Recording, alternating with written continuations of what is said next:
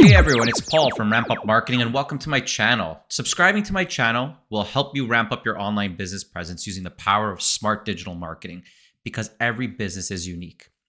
In this video today, it's the first of a series of free learning courses, and it's where I'm going to help you become a better digital marketer by sharing some of the most important things you need to know about digital marketing right now.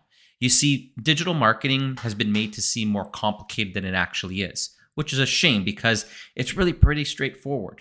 But if you want the best results from your digital marketing, you'll first need to understand the strategies I'm about to share here. So watch the whole video till the end as I break things down into 7 key parts, and you'll be a better, smarter digital marketer by the end. And be sure to wait for number 6. That's where I break down how to do it differently if you're selling products versus services. With that, grab your notebook and let's get at it. First, we're going to talk about the differences between digital and traditional marketing.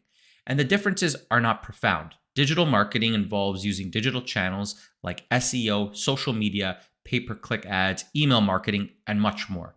In contrast, traditional marketing uses non-digital media like TV, radio, newspapers, and billboards. Now, digital marketing offers advantages like larger audience targeting, cost effectiveness, and even immediate feedback and really better targeting. While traditional methods still do work and are still relevant, digital marketing offers unique advantages such as a larger audience, more precise targeting, and that cost effectiveness that can really be a game changer for your business. To be successful, you want to embrace the digital landscape's scalability and reach. Tailor your strategies to suit your specific goals, whether it's broad exposure or targeting a niche audience, but don't ignore the power of traditional marketing and be sure to use it to complement your business's marketing strategy overall. Second, it's understanding strategy and tactics, and understanding the difference is crucial. Strategy encompasses the core 4 principles of model, market, message, and media. So when I'm talking about model, I'm talking about how you define your business. When I'm talking about market, it's about really knowing your audience and knowing your competitors, where their strengths and weaknesses are. The next is message, and that's about crafting compelling communication with strong storytelling. And last is media, and that's selecting your right platforms for you. It's not a spray and pray on all platforms. You need to choose the ones that make most sense for your business and where your target audience hangs out. Tactics, on the other hand, involve the actionable steps you take to execute your strategy effectively. So to be successful here, you want to invest time in developing a really robust strategy before diving into tactics. A well-crafted strategy ensures that your tactics align with your overarching goals and they really deliver optimal results.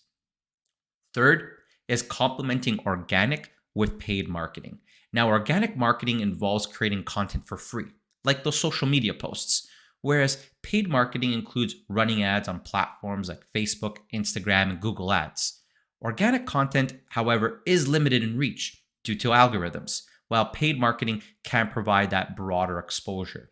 So to be successful here, you want to have a good blend of both organic and paid approaches. You want to always prioritize, though, high quality organic content to foster engagement and brand loyalty.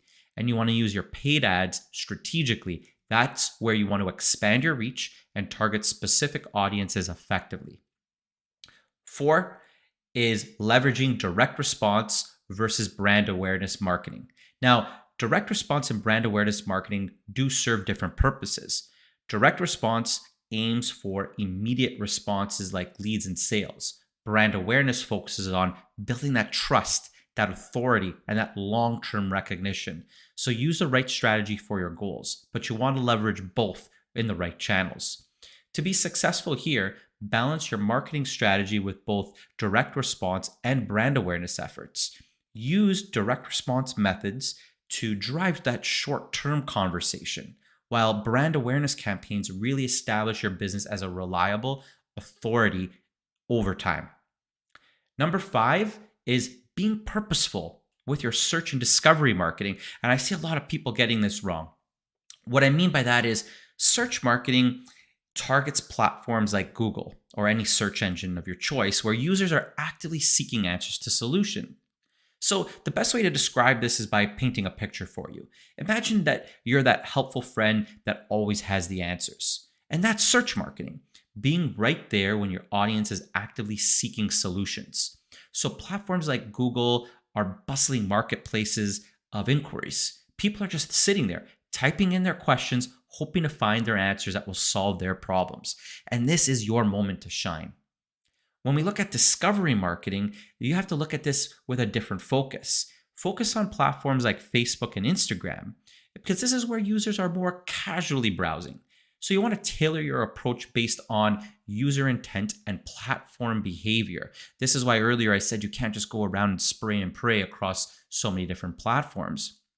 You want to think of discovery marketing as meeting your audience at a friendly gathering. Platforms like Facebook and Instagram are like social digital parties where people are just scrolling and engaging and enjoying content. So your challenge here or opportunity is to captivate them in a friendly, non-intrusive way.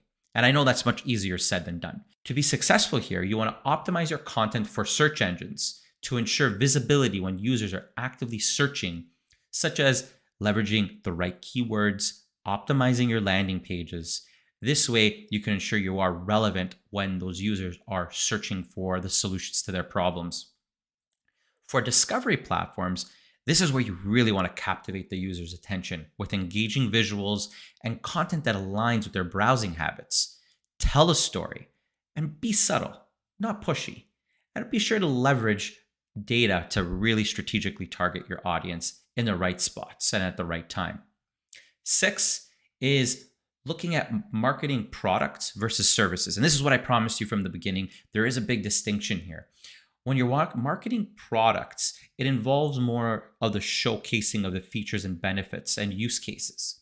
In contrast, marketing services revolves more around highlighting the end results, the benefits, the outcomes the clients will experience. So to be successful here, for products, you really want to emphasize the unique selling points, how they will fulfill the customer's needs with that product.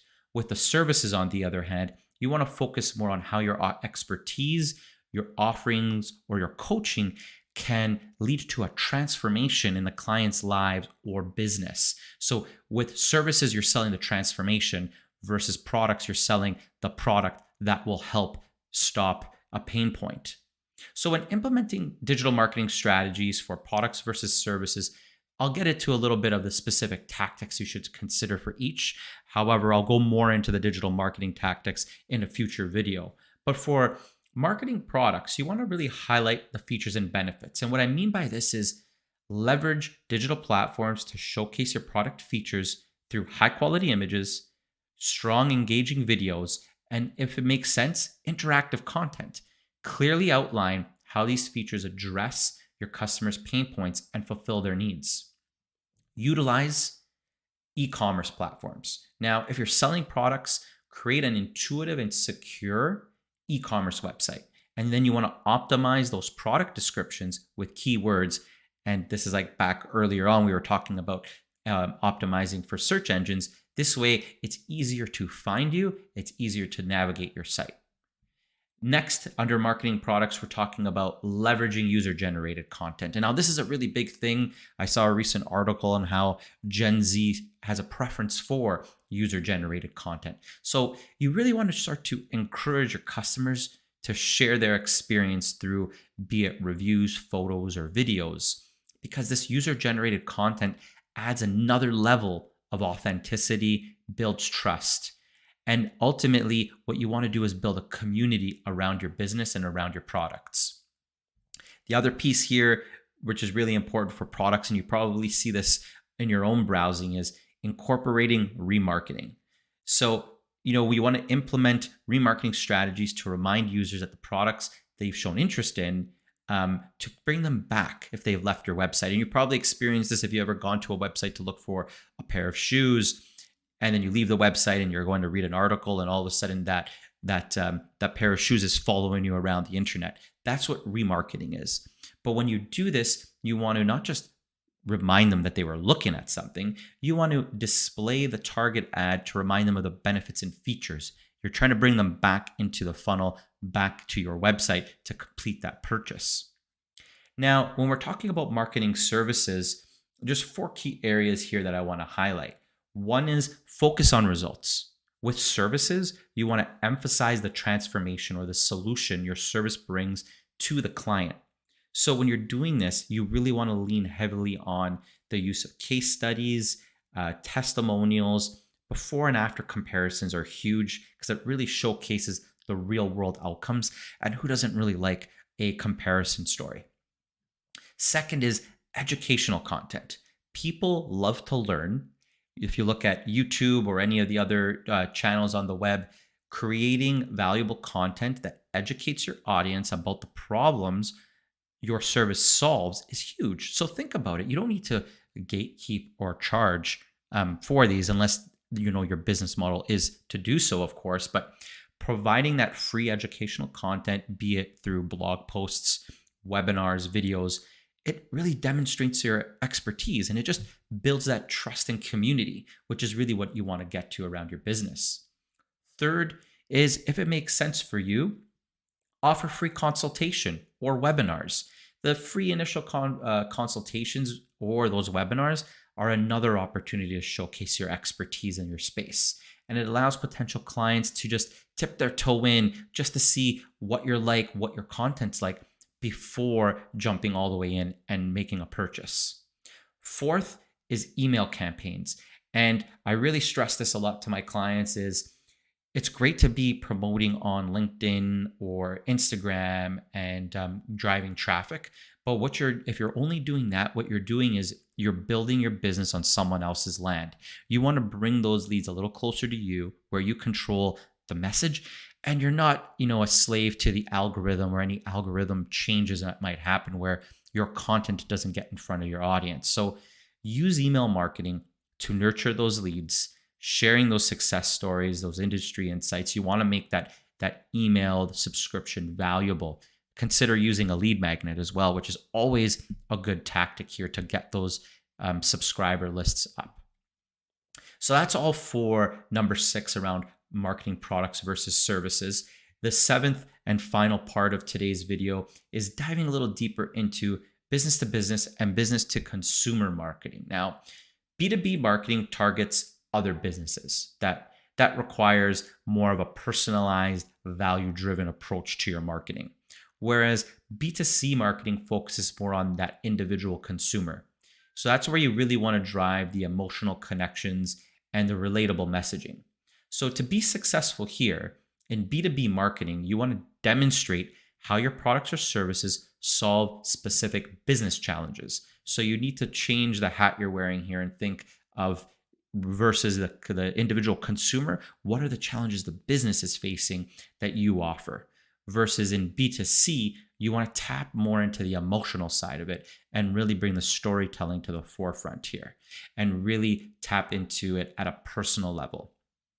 So some ways you can do this, I'll outline about 4 different things that you can focus on from a B2B perspective is focusing more on content marketing. So really start to develop in-depth content, and it could be things like white papers, case studies, industry reports that really demonstrate your understanding of the business challenges and how your product or service provides the solutions. Second, LinkedIn networking. So from a B2B perspective, networking becomes incredibly important here. So you want to utilize LinkedIn to connect with key decision makers, right? You want to look for the right industry professionals that are making the decisions to work with you and your business. And that's where you want to start sharing your thought leadership content, really position your brand as an authority in the industry. Third, personalization.